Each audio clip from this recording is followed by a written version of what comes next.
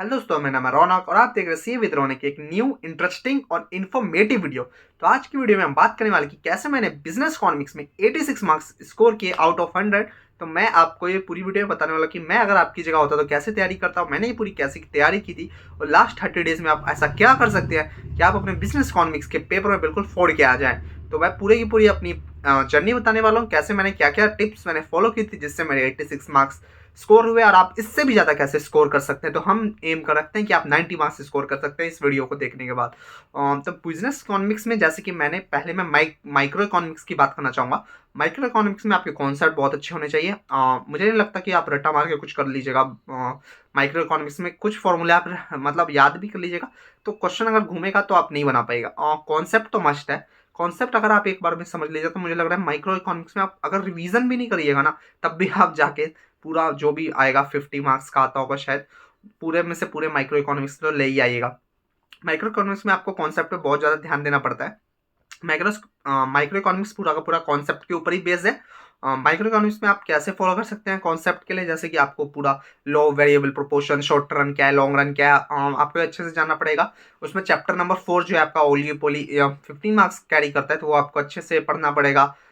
फिर chapter number 1 है, chapter number 2 बहुत अच्छे, चैप्टर नंबर 2 और चैप्टर नंबर 3 तो पूरा कंज्यूमर सरप्लस, प्रोड्यूसर सरप्लस इससे रिलेटेड है, मतलब 2 आ गया तो 3 भी आ जाएगा। तो आपको पूरे अच्छे से इसकी कॉन्सेप्ट क्लियरिटी होनी चाहिए। मुझे लगता है रिवीजन से ज़्यादा मैटर करता है कि आपका कॉन्सेप्ट कैसा है। माइक्रो इकोनॉमिक्स में आप कॉन्सेप्ट के लिए मुझे लगता है कि आपको टीचर्स रेफर करने पड़ेंगे और आपके कॉन्सेप्ट के लिए नहीं। अगर आपके कॉन्सेप्ट के लिए तो आप एमसीक्यू प्रैक्टिस कीजिए। मैंने मॉड्यूल के अलावा एक भी एमसीक्यू प्रैक्टिस नहीं किया था। तो मॉड्यूल आप एमसीक्यू प्रैक्टिस करके भी क्या कर लीजिएगा, मॉड्यूल में ऐसा नहीं है बहुत ज़्यादा क्वेश्चन है सर, क्योंकि अगर आपके पहले कॉन्सेप्ट क्लियर होना चाहिए, फिर अगर टाइम बचता है तो आप एमसीक्यू लगाइए, उससे भी आपको आपकी स्पीड का पता चलेगा। पर ऐसा कोई स्पीड की दिक्कत आएगी नहीं। मैंने भी 1.5 घंटे से भी कम में आपका बिजनेस इकोनॉमिक्स का पेपर सही आया तो आराम से हो जाएगा। आप अच्छे मार्क्स ले आइएगा, 90-95 भी ले आइएगा। और मैं आपको बताने वाला हूँ कि मेरी क्या गलती थी माइक्रो इकोनॉमिक्स में जिसके मेरे से स्कोर, मेरे नंबर अच्छे खासे कट गए।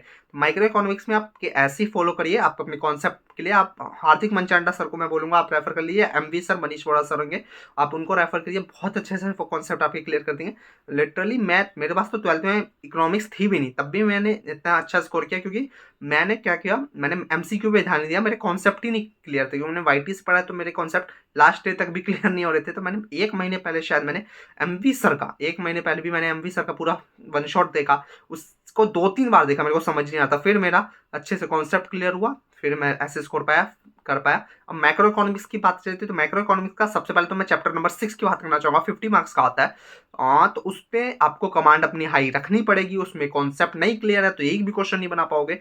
थ्योरी बना दोगे पर प्रैक्टिकल भी आएगा 10 नंबर का, बहुत ईजी आता है सच में। आप अगर आपके क्लियर हो जाएंगे कॉन्सेप्ट, आराम से आप नेशनल इनकम क्वेश्चन बना दीजिएगा अपने चैप्टर नंबर 6 के। उसके लिए आपके कॉन्सेप्ट मस्ट होने चाहिए। फिर मैं बोलता हूँ चैप्टर 7 से कॉन्सेप्ट नहीं, आपका लर्निंग बहुत काम आएगी। आप बार बार मॉड्यूल को लर्न करें, मॉड्यूल भी अगर आप नोट्स तो बना नहीं सकते हैं, मॉड्यूल भी अगर आप सही से 1-2 बार पढ़ लीजिएगा आपको रिटेन हो जाएगा, मैं कह रहा हूँ। और कहीं से शॉर्ट नोट्स भी कहीं देख लीजिएगा लास्ट में पेपर में जाने वक्त। तो chapter number 7, chapter number 8, chapter number 9, chapter number 10 international trade, यही वाली बातें हैं सारी की सारी। चैप्टर नंबर 10 इंडियन इकॉनमी होगा, हाँ। और चैप्टर नंबर 9 इंटरनेशनल ट्रेड, बहुत बड़ा चैप्टर है, पर आप अगर उसको बार बार पढ़िएगा तो हो जाएगा। उसमें थ्योरी ही है सच, थोड़ी सी मनी मार्केट में 1-2 क्वेश्चन आ जाएंगे प्रैक्टिकल वाले, और नेशनल इनकम में प्रैक्टिकल वाले आएंगे, नहीं तो सारी थ्योरी है। मैं कहूँगा कि आप लर्निंग पे ज़्यादा ध्यान दीजिए, उसमें वन शॉट कीजिएगा।